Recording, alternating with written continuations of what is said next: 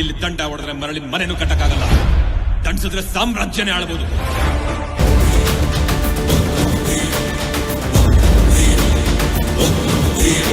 ಕನ್ನಡಿಗರ ಬಗ್ಗೆ ಮಾತಾಡೋಕ್ಕೂ ಮುಂಚೆ ಕರ್ನಾಟಕದ ಬಗ್ಗೆ ತಿಳ್ಕೊ. ಇಲ್ಲಿ ನೀರು ಸಿಕ್ಕಿದ್ರೆ ತೀರ್ಥ ಅನ್ಕೋ,